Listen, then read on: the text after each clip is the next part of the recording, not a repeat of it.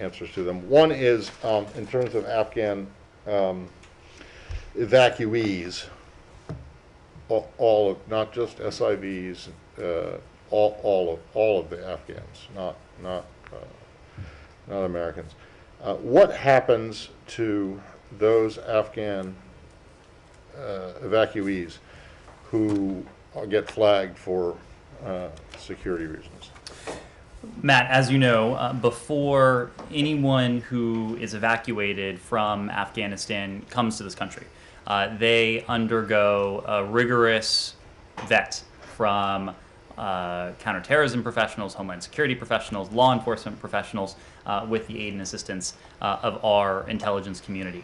Unless and until they complete that vet, they will not be in a position to come to the United States. Right. But that's not my question. When it comes to individuals who are still undergoing that vet, over the course of our work to establish this network of countries who have agreed to partner with us in our evacuation and transit efforts, we have been in a position to ensure that we have adequate facilities for individuals who are not yet in a position to come to the United States while they undergo that vetting process. So we are doing everything we can to expedite the vetting process. In many cases, we are able to move people from a transit point in the Middle East to one in Europe to the United States in a matter of days. In some cases, the vetting process may take longer. We do have adequate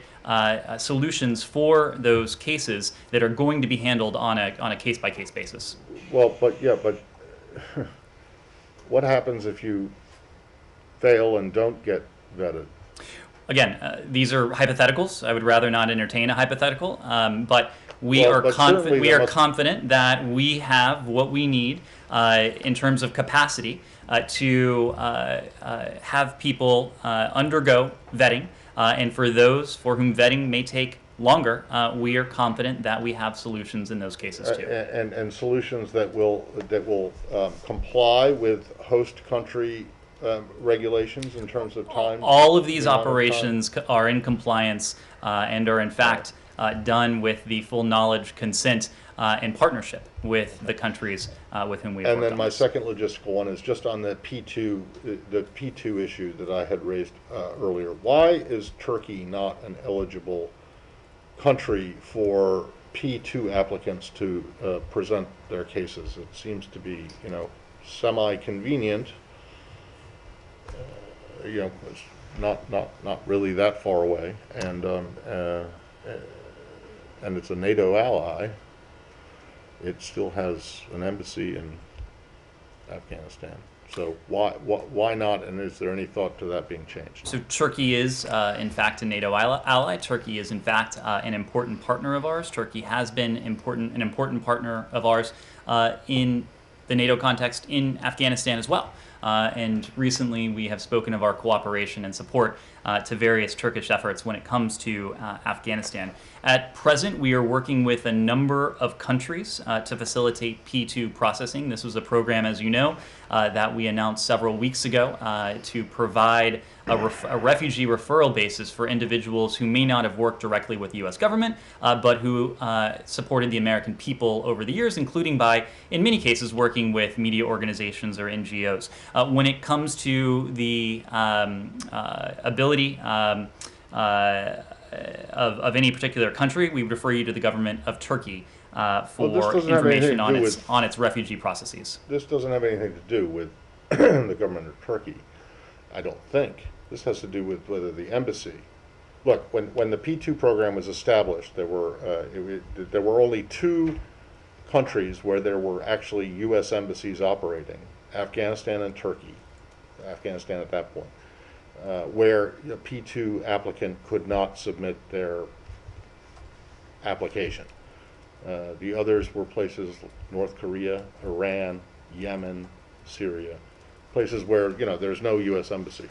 So now that the Afghanistan embassy is closed, why is Turkey now the only place where in the world, apparently, where an Afghan evacuee cannot submit a P2 application. Why is that? Is it because of the embassy or is it because of the Turkish government? Matt, Turkey is playing an important role in a number of arenas when it comes to Afghanistan. We've spoken of the airport, we've spoken of our cooperation with the Turks in the context of NATO and bilaterally over the years vis-a-vis Afghanistan. There are a number of places where the United States can support and can process P2 applicants. In the first instance, there were a number of countries in the region that were able to process P2 applicants. Now, we are in a different position where some P2 eligible individuals have been evacuated by the U.S. military through the course of our evacuation operations over the past 2+ weeks. And there are a number of countries that don't border Afghanistan where we can process P2 eligible individuals who either were referred for P2 status or individuals who may be eligible for P2 status. We're very fortunate to have many countries partnering with us on that when it comes to the capabilities. When it comes to the role of any particular country, we would need to refer you to that country. Well, but is it a problem with the embassy, or is it the embassy can't handle it, or is it a problem with the country? We feel that we have adequate P2 processing capacity. All right, let me ask you this then, and I'll stop after this. How many countries in the world can you, where there are actual U.S. embassies and consulates, can a P2 applicant not submit their papers? I don't. And can you name the one that it is? I don't have a list in front of me, Matt. But what I will tell you, I think actually that you do. What I will tell you is that there are now a number of additional countries where it is feasible for P2 eligible individuals or P2 referred individuals to be processed that were not feasible just a couple of weeks ago. Is Turkey one of them? It is feasible now because of the heroic work of the U.S. military in coordination with the Department of State and in coordination with our partners to bring about 125,000 individuals, including many P2 eligible and P2 referred individuals, to safety. Simon. Yeah, I'm wondering if you can give us an update on the situation for aid to Afghanistan. You've sort of talked about the conditions that there are going to be on a future Afghan government getting international recognition. So, there is no government yet, but when there is one, then they have to meet certain criteria for you to recognize them. But in the meantime, there's warnings of humanitarian crisis, and calls to make sure that aid can get there, and make sure sanctions aren't getting in the way, make sure these recognition issues are not blocking aid organizations from getting in. So, at the moment, I understand bilateral aid is not going to the Afghan government, but what aid is the US able to provide to Afghanistan at this moment? Are there still programs with US aid funding still going on, and where do we stand in terms of being able to provide that? Sure. It's important to be very specific in a case like this. When you're referring to aid, what we have made very clear is that our humanitarian assistance to the people of Afghanistan, that will be enduring. We remain unwavering in our commitment to provide humanitarian assistance to the people of Afghanistan. I believe you heard from the Department of the Treasury only recently that they put forward what is known as a specific license to ensure that we can do that in ways that are appropriate and effective. We can continue to do that precisely because some of our humanitarian partners with whom we've worked in Afghanistan, and in some cases other countries, over the years, are still present on the ground in Afghanistan. We have been in contact with these humanitarian providers. We are comfortable and confident that these providers can continue to fulfill the services that in many cases they've been doing over the course of years or longer. Now, we distinguish humanitarian assistance from bilateral aid. That, of course, or bilateral assistance, that, of course, is a very different question. And right now, what we have said over the course of the past several weeks is there is a review of our assistance to the Afghan government. Now we're in a position where there is not yet a new government formed. So in the first instance, we'll need to see government formation take place. That is a mere technicality. What is not a technicality will be the composition of that government, and I think most importantly, the behavior of that government. We've made the point any number of times that statements from the Taliban, statements from individuals who may be in any future Afghan government are one thing. What we will be looking to when it comes to the issues that you've raised, including the potential for any forms of assistance, will be the actions of any new Afghan government, especially vis-a-vis the areas we care profoundly about. That is safe passage, respect for the rights of the people of Afghanistan, including women and girls and minorities, a government that is inclusive, a government that follows through on its counterterrorism commitments, and a government that respects the universal and international norms that it's not only the United States seeks to uphold, but together with our international partners, we collectively do as well. But on humanitarian aid specifically, what proportion of the humanitarian aid that was being done before can still be done? You said some partners are still able to carry that out, but obviously it's not 100%, because a lot of these people have left the country. A lot of the people who were providing that aid have left the country for sure. So we are still in the position of assessing what that might look like. I think it's premature for us to put a number on it, but what I can say is that we have been in touch with our operational partners on the ground. We're not going to speak to them, of course, for security reasons, but we are confident that there remain partners on the ground who are in a position to make good use of such aid for the benefit of the Afghan people. Yes. On the government, since it seems that the formation of this government is imminent, can you tell us a little bit what the U.S. would consider an inclusive government? You've been saying that for a while, but what are the criteria you think should be met to the government to be inclusive and to be a first step towards recognition? Well, it is not so much what we think in terms of what the United States thinks. There have been, as you know, any number of statements from broad and vast coalitions of countries. We have done this with our closest allies and partners, whether it's NATO, whether it's the G7, whether it is in the form of multilateral statements, including one on women and girls that was issued a couple weeks ago, a couple on safe passage that have been put together by the United States more recently. But I would actually point you to a statement that may not carry 114 signatures, but a statement that carries at least that carries the imprimatur of the United Nations Security Council. The UNSCR that was put forward just a few days ago had some consensus language in there that I think is reflective of what the international community expects to see from any future Afghan government.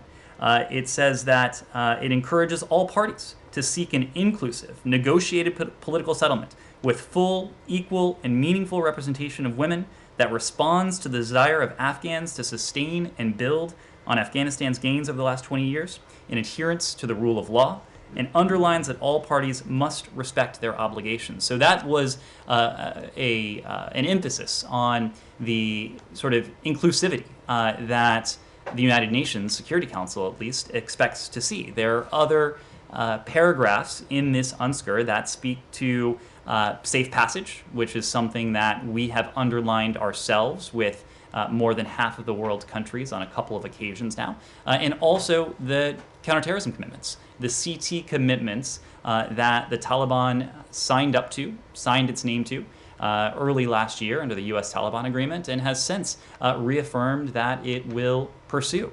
So there are a series of expectations and a series of principles, not so much that are in our own voice or in our voice alone, but that carry the weight of the broad international community in a meaningful way. And just another one on the airport. Would you think that suggestion by Turkey that private companies take care of the security would be a welcome development? And do you urge the Taliban to accept some kind of external actors, private security forces or external forces to take care of the security of the airport? Do you think this is a condition to reopening operations? Well, it seems here that our interests are broadly aligned with the international community. We know for certain that the United States, those that participated in the ministerial that Secretary Blinken convened earlier this week, and it seems to be the case that the Taliban also want to see a functioning commercial airport in Kabul. We want to see such an airport for a couple reasons. One is the ability to Simon's question before, to provide the sort of humanitarian assistance that we will continue to send to Afghanistan. But also importantly is the fact that a functioning commercial airport will provide our citizens, lawful permanent residents of the United States, SIV visa holders, those other Afghans at risk, a means by which to leave the country should they choose to do so. But before you can have a functioning airport, you have to have a few things. Number one, you have to have an element or an entity that is capable of running the airport. And we know that in recent weeks, and certainly after the U.S. military left, the third country national contractors that previously were running the airport are no longer in a position to do so. We also know that you need an airport that is not in a state of profound disrepair. And so we have supported the efforts of the Qataris and the Turks together with the private sector to assess the state of the airport. As I told you several days ago now, there was an assessment that was done before the U.S.-led evacuation concluded on August 31st. We also know that after the conclusion of that evacuation, there will need to be a reevaluation to see to it that the condition that it was found in at that time, late last week, I believe it was, is consistent with the condition it is in now. And we've seen video footage of Taliban forces on the airport compound, and so presumably those who are on the ground working this want to make sure that the airport is in a similar condition. But you raised another condition. It's that of security. And in order for charters, ultimately in order for commercial airliners and commercial entities, certainly, to fly into an airport like Kabul, they will want a level of assurance that their operations will be safe and secure. And this is something that, from their public statements, it seems the Turks and the Qataris are working on, something they're focused on. It's also something that we have sought to support in every which way, because we know that this issue of security is fundamental to the ability to have a commercial airport that is operational, that is functioning, that is capable of receiving humanitarian provisions, and capable of being a source of departure for and those. Does that require an external actor? Sorry. Again, it is. I wouldn't speak of it in terms of what we are requiring. This is something we have sought to support with our partners, in this case the Qataris, in this case the Turks. Obviously, they are working this very closely with the Taliban as well. Yes, Nick? Just to follow up on Matt's question, you referred to it as a hypothetical, but I would assume the State Department has a policy for what happens with those applicants whose vetting is not successful. What happens to those people? Do they get returned to Afghanistan? What does the United States do with them? We do have a plan, but again, these aren't always plans that we can detail publicly. We also wouldn't want to wade into a hypothetical. In many cases, as I said before, the vetting will be quick, and the rigorous checks can be fulfilled in rather short order. Given that we've surged resources to these transit countries to do just that, DHS is working very closely with other interagency partners to expedite these security checks consistent with the rigor with which they need to be conducted. And then just a quick follow-up on that, on the SIV program. Mm-hmm. Obviously, there were the comments from the Secretary of Defense where he essentially acknowledged that the SIV program was not up to the task that we saw it trying to be used for in the last 2 weeks. Is there any effort to overhaul the SIV program to make it faster to process people? Well, it is absolutely true that the SIV program was not intended to be conducted in the course of an evacuation. But that is precisely why, from literally day one of this administration, in January of this year, long before the Taliban were on the outskirts of Kabul, we prioritized this program, a program that had been left in a unfortunately decrepit state by the previous administration. You don't have to take my word for that. You can take the word of the State Department Inspector General that concluded an investigation of the program in 2020 and found that it was suffering from chronic shortages in staffing, a lack of a responsible coordinating official, a bureaucratic 14-step process, and the fact that there had not been a single SIV interview conducted in Kabul since March of 2020. Now, of course, COVID certainly had a say in that, but so too did the previous administration that sought to starve refugee programs and other immigrant visa programs of resources that were needed. That is just a fact. Within 2 weeks of this administration coming into office, interviews had restarted in Kabul. We surged resources. Even as we went into ordered departure within our embassy in Kabul, we actually sent additional consular officers to Kabul to expedite SIV processing. Secretary Blinken sent an additional 50 people here to expedite processing at the chief of mission stage. We moved operations from Kabul that could be done more effectively here without people having to potentially be in harm's way as well. And you can see the efficiencies that we were able to achieve. In March of this year, we were processing about 100 SIV applications per week. By mid-August of this year, we were processing 1,000 SIV applications per week. If my math is right, that's a tenfold increase. In doing so, we were able to shave more than a year off the average processing time. So this was a program that literally from the start, we prioritized. We took from a state of decrepitude and turned into a program that was operating much more efficiently. Now, what is also true, and I think you've heard this from Chairman Milley, you have heard this from the President, you've heard this from the Secretary, you've heard this from the intelligence community. We were all under the impression that we would have had more time. I don't think there certainly was not widespread consensus that the Taliban would be at the gates of Kabul in August of this year. And so when you take where we were in August, processing 1,000 visas per week, and you look forward as to how many we could have processed going forward if we had the time that just about everyone expected, you can see how those gains would be quite valuable. Those gains will be quite valuable, though, because many of them are still relevant to the ongoing SIV processing. Just because we do not have a presence on the ground while our operations in Kabul are suspended, we can still take advantage of those significant processing gains to continue working through cases that remain open for Afghans who have worked for us over the years. Yes, Andrea? I've got a couple of questions about that. 1,000 a week would take 80 weeks to accommodate what we estimated to be applicants and families, according to some of the original estimates that came from this building. So clearly, great progress, but not nearly enough. Surging, not enough.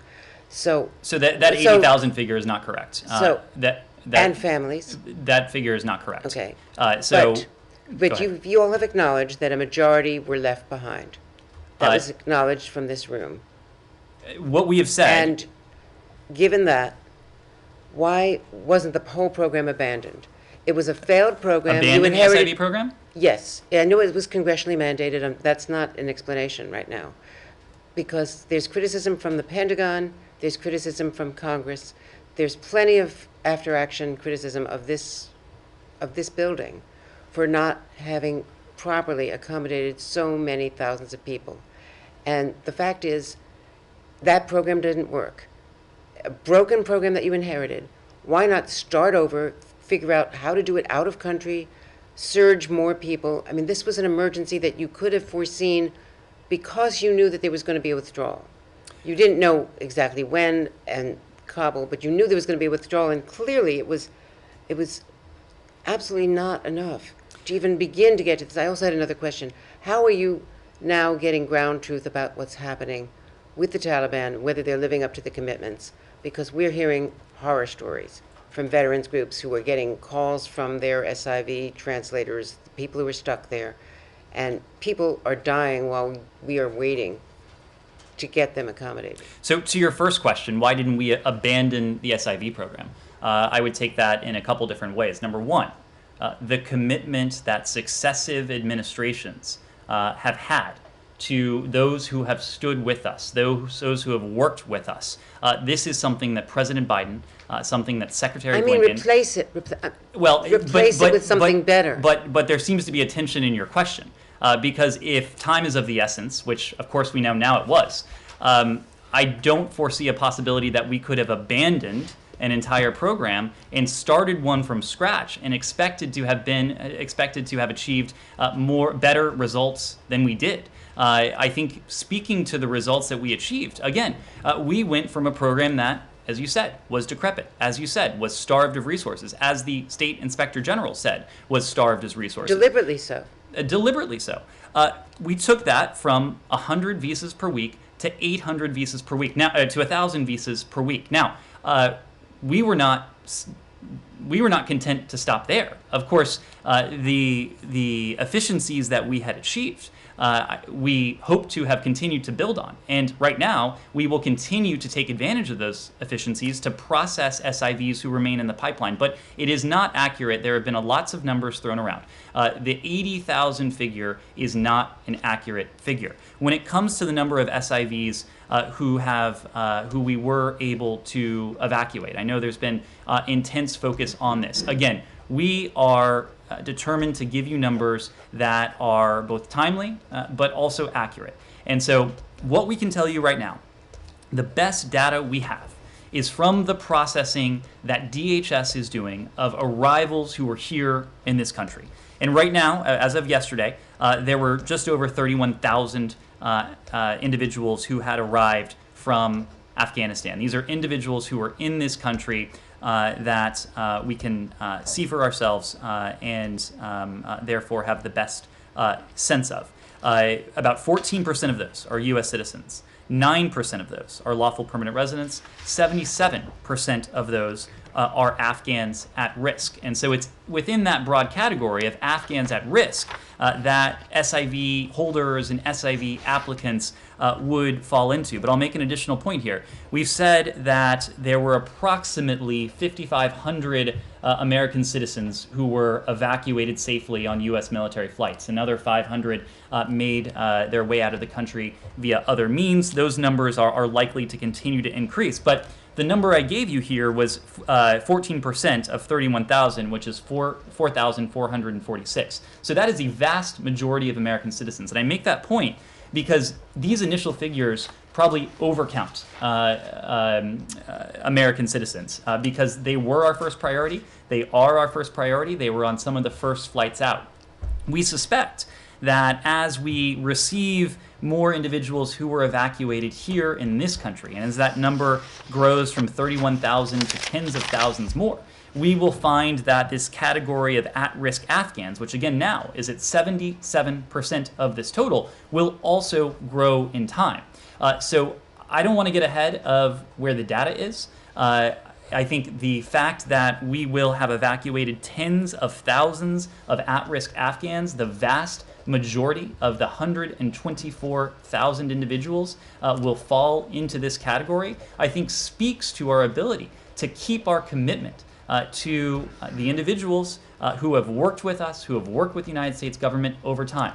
The other point, and the final point I'll make on this, is that that commitment didn't end on August 31st. It didn't end yesterday. It will continue into the future. How are you going to live up to it?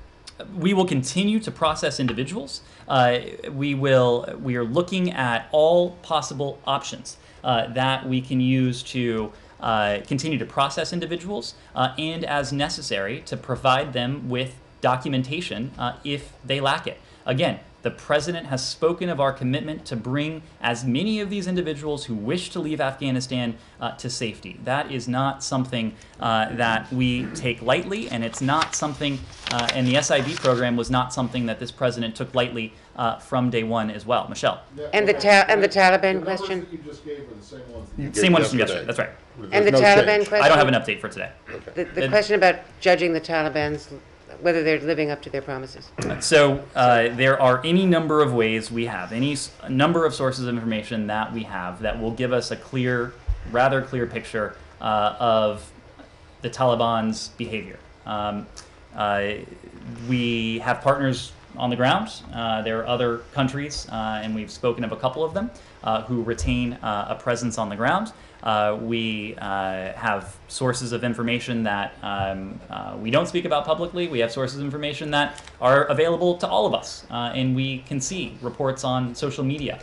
We are regularly in touch with not only American citizens or lawful permanent residents who may remain in Afghanistan, but also SIV holders, other Afghans at risk. So we will use all sources of information available to us to determine whether and how the Taliban is living up to its commitments going forward. Michelle? Yeah, I wanted to ask about another group of people that were a priority. I think early on in this, perhaps the U.S.-funded journalists, Radio Free Europe, Radio Liberty, Voice of America. What are you telling them today? What should they be doing? We are everyone to whom we have a commitment, and certainly the men and women of USAGM, Radio Free Europe, Radio Liberty, we have a commitment to them. We did everything we could to prioritize their departure in the first instance on a U.S. military plane when that was no longer possible or looked improbable on charter flights. The fact is that we were working on their safe evacuation just as the attack struck the airport perimeter. The operational environment changed markedly. Unfortunately, it stood in the way of our ability to bring these individuals to safety before August 31st. But I am telling you, we have told them that we have a commitment to these individuals. They have served the American people with their journalism, with their work. We absolutely do have a commitment to them. That is a broad statement of fact. When it comes to guidance that we are providing them, and this applies to any American citizens who may wish to leave, any lawful permanent residents who may wish to leave, any Afghans at risk who may wish to leave, we will provide them tailored guidance, but that is not something we will provide to all of you. And we won't do that for their safety, and we won't do that because it is tailored to them, and we are working on all possible options to effect their safe departure from Afghanistan. Will? Follow up on the numbers. How many of those USAGM employees were there, or contractors rather, and how many family members are there? So I don't have a firm figure with me. It has been reported publicly that there are several hundred involved in that group. Can I go back to Yep. screening for a second? You talk about a plan and hypotheticals. Are you saying that plan has not been enacted, and that people who have been flagged, who have red flags for things like terrorism, have not been sent to places yet? What I'm saying is that in most cases, the vetting process is efficient because, again, we've surged resources, and in many cases, we've been able to move people from the Middle East to Europe and, as appropriate, to the United States in the course of days. In cases where that vetting may take longer, we do have options available to us to ensure that only those individuals who have cleared this rigorous security vetting are able to enter the United States. But I'm just not in a position to detail. Can I, Yep. sorry, on children, to what extent have you found that children have been separated from their parents or traveling by themselves? Can you put any sort of figure on it, both outside the United States and those who arrived here? Sure. What I can say is that there are very few Afghan children currently arriving to the United States who are not accompanied by an adult known to them. As soon as a minor child is identified as being without any trusted adult, we immediately begin working to reunite these identified minors with their families and with their loved ones. Overseas, unaccompanied minors are referred to international organizations to assess their best interests and to promote family reunification when that's possible. Once they arrive to the continental United States, normal protocols for unaccompanied children apply. And in those cases, CBP or another federal agency refers them to the Office of Refugee Resettlement at HHS, and HHS then works to find extended family or other appropriate sponsors to care for the child using established sponsor assessment procedures. Unaccompanied minors not immediately unified with an appropriate caregiver are placed in culturally and age-appropriate facilities. ORR, the Office of Refugee Resettlement, has identified sites that have Dari and Pashto speakers and that are culturally appropriate, in addition to the standing resources we have for all unaccompanied minors. Sorry, can I just ask, I just want to know what the definition of, what is an adult who is not known to them? Does that have to be a blood relative? I don't want to be categorical There are about a lot it. of, there are a lot of adults that a child might know who are not savory, for example, characters. So what exactly does that mean? I think, Matt, it refers to an adult that is supposed to be the custodian of a child, that is supposed to be traveling with the child. Obviously, it's difficult for me to be categorical about this. Well, I know, because but when they show up, does it have to be an aunt, an uncle, a mother, obviously they're- a mother, father, a brother, a cousin? The fact is that there or may can it be some random person who the kid said, like a teacher? Is that possible? I mean, that is not our expectation that will be the norm. I think what we whose have. definition is it? Is it yours or is it DHS or HHS? Well, what we have said is that we refer I mean, we refer them to international organizations, organizations like UNICEF, that work with us to assess the child's condition, who that child may be traveling with, to ensure that child is safely cared for. Okay, so it's up to whatever organization you designate to determine who an adult that is not known to them or is known to them who is an appropriate accompanying person? Matt, this is something that is adjudicated on a case-by-case basis. Fair enough, Yep. but I just want to know who is making that decision. Is It, it you guys? Is it DHS? Is it HHS? So- Is it UNICEF? Is it the Norwegians? So Who we is are it? working closely with our partners on the ground. That includes DoD, it includes DHS, but these are judgment calls that are made in the first instance, in the first transit point. So in many cases, individuals will go to Qatar, where a first assessment would take place. When a UNICEF referral or when a referral to another NGO is merited, that's when that would take place. Yes. Ned, thanks. Can you just go back very quickly to the specific question about the incoming Taliban government, because I think it is imminent, the announcement of this. And I know it's too early to say, whether the Biden administration will recognize that government and whatnot.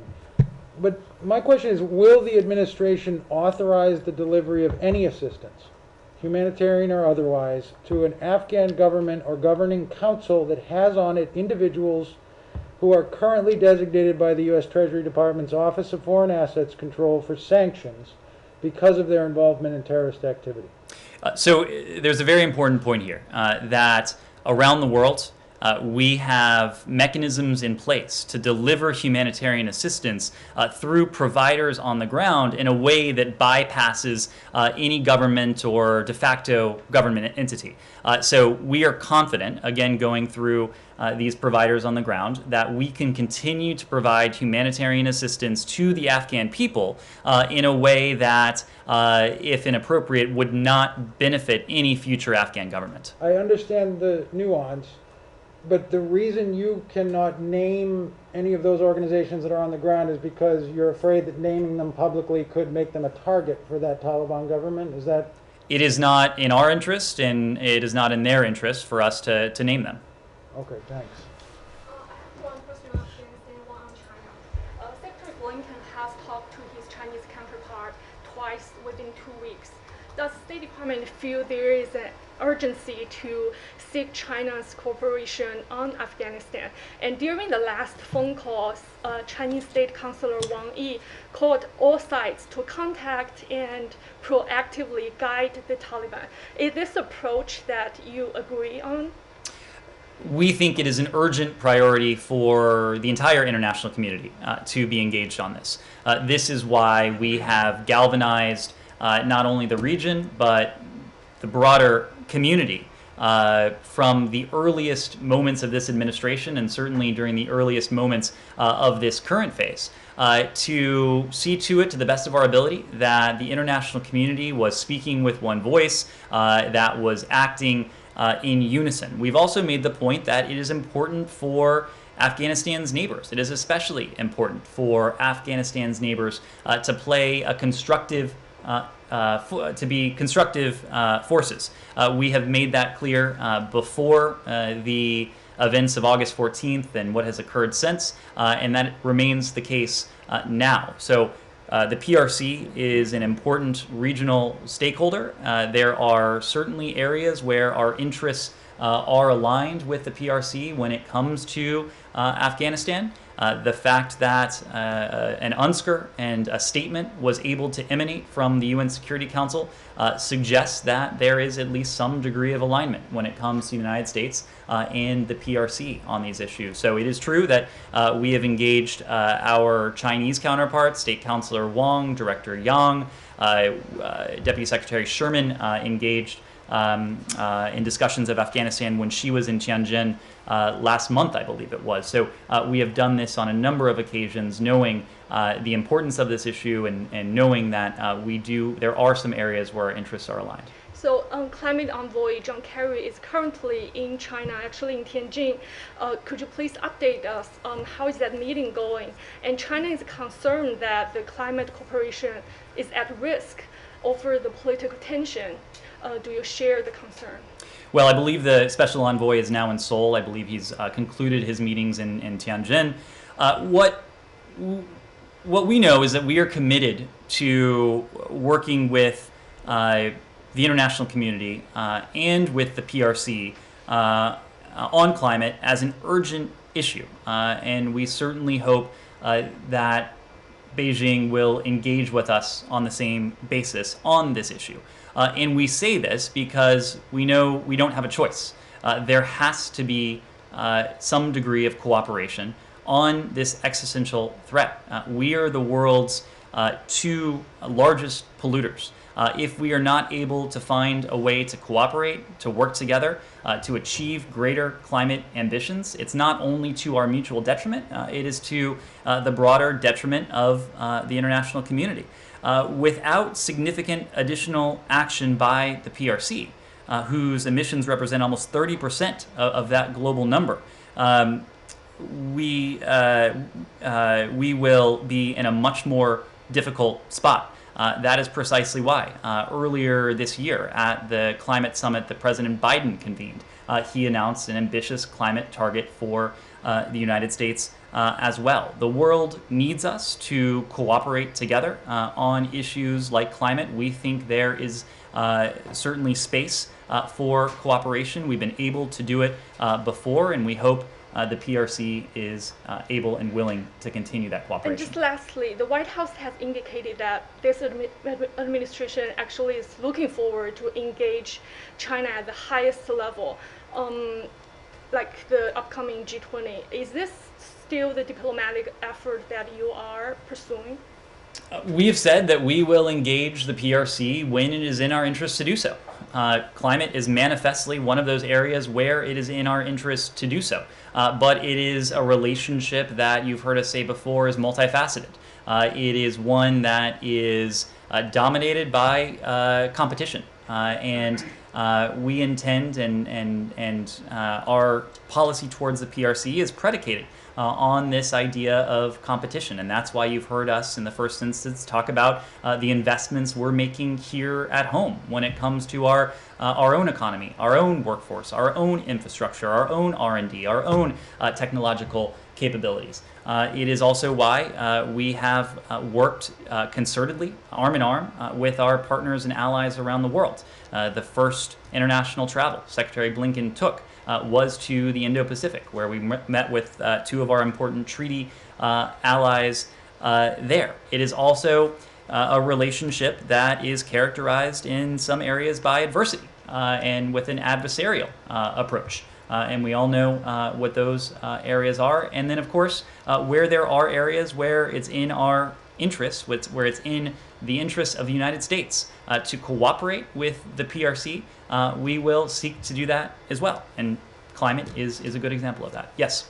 Thank you. So Germany today called on the European Union to enable a coalition to rapidly deploy a military force. That call came after a meeting discussed the lessons from Afghanistan withdrawal. Do you have any comment on that, and do you believe that coalition and that force does affect the NATO or the relationship with the U.S.? Well, we are aware of the EU discussions on this, and we continue to believe that a stronger, more capable Europe is in our shared interests. It's in Europe's interests, it's in our interests as well. Given the overlapping transatlantic challenges, we won't succeed without enhanced NATO-EU cooperation, and that's something that we continue to strongly support. When the democracies that make up NATO, when the democracies that make up the EU stick together, they constitute a tremendous force for a stable and open international order. That is even more the case when the United States is working hand in hand with NATO and the EU, who are in turn working with one another.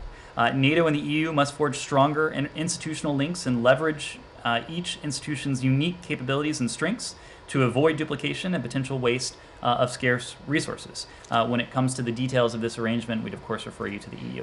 A quick question on Yemen. Today, Secretary Blinken spoke with his Saudi counterpart. According to the readout, says expressed the United States' strong commitment to its long-standing strategic partnership. Also, the commitment to helping Saudi Arabia defend its people and territories. Does that mean any change in the kind of support that the Saudis get from the U.S., or is it the same? And if it's the same, how do you support them? Well, as you know, the Saudis recently endured another attack from Houthi militants in Yemen. This one was on August 30th when the Houthis struck against a civilian airport in Abha, wounding 8 civilians and damaging a commercial airliner. The fact is that our partner, the Kingdom of Saudi Arabia, does face a threat from Yemen. We are standing with our partner. We obviously have robust security and counterterrorism cooperation. And if there are any changes we have to announce, we will. Connor. Some reporting out there the administration reviewed planned efforts to evacuate Afghans by individuals or veterans groups or advocacy organizations as sort of an impediment that at times it may have caused problems at Kabul airport. Can you speak to that? Is that the case?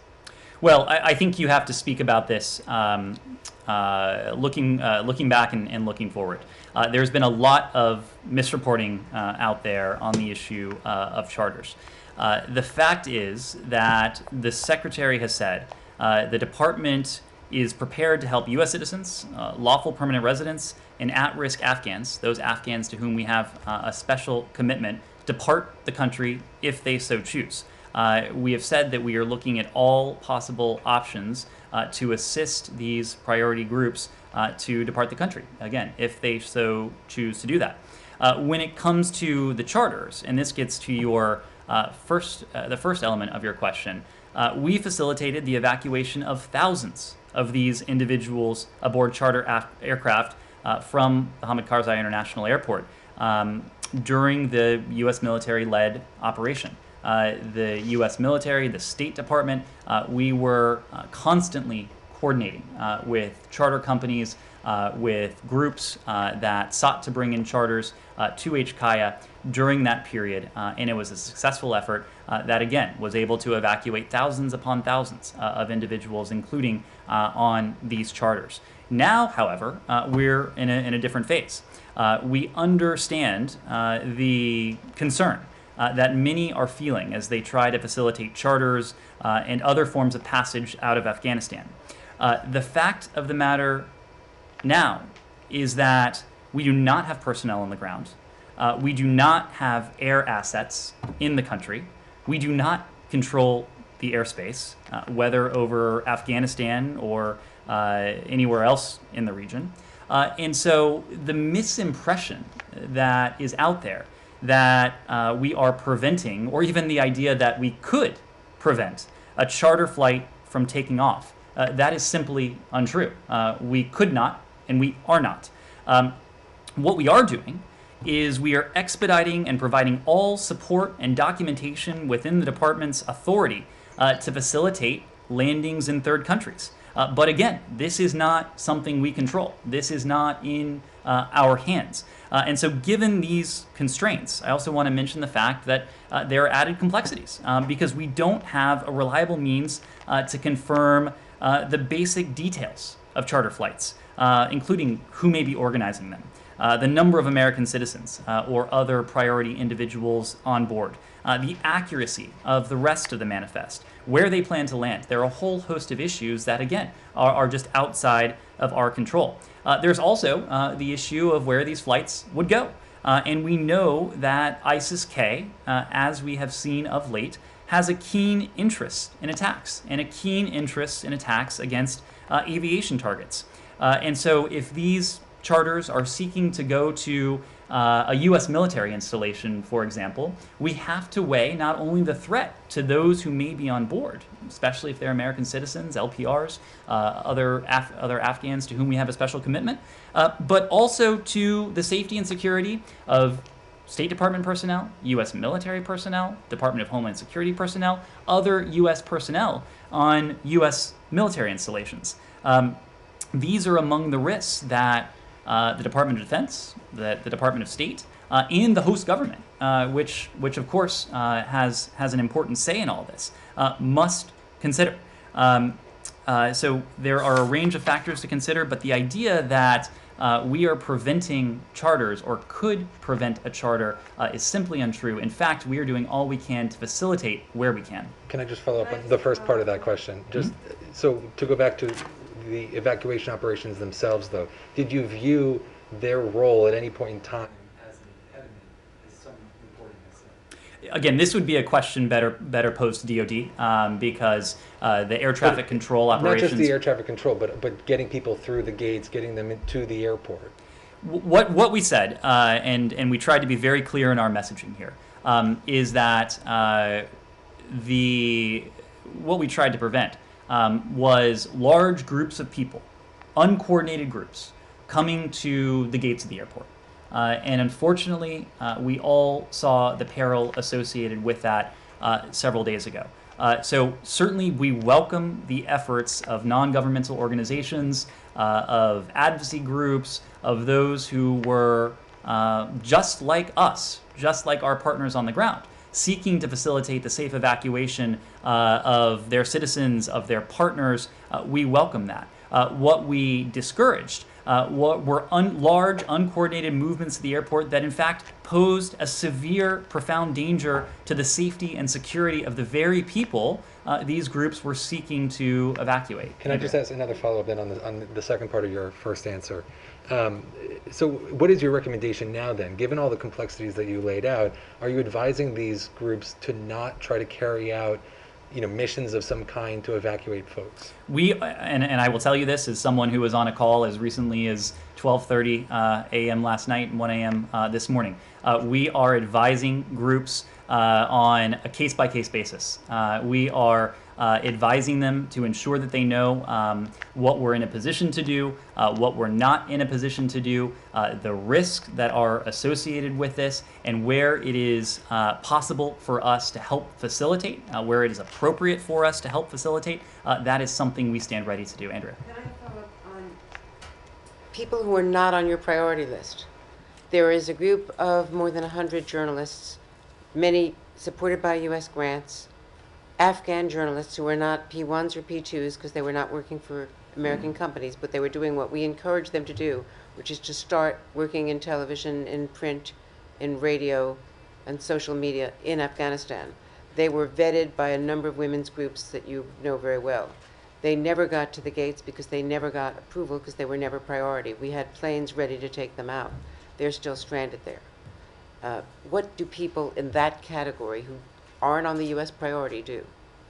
So, Andrea, there are going to be a number of Afghans at risk. People who may not fall into the SIV category, people who may not necessarily fall into the P1 category, but people who may be eligible for P2 referral, for example, or other categories. Well, if they didn't work for American companies, how are they P2 so eligible? P2 eligible, you can work for an NGO, you can work for an American media company, you can be an affiliate. There are a number of ways. It's also not just the United States that is seeking to facilitate the safe departure of individuals from Afghanistan. There are a number of other countries that are doing this, and we have in fact been coordinating very closely with our partners. We did that during the U.S. military-led evacuation, and we're doing that now, coordinating very closely in this current phase where we're seeking to facilitate the safe departure of those who wish to leave Afghanistan. Thank you all very much.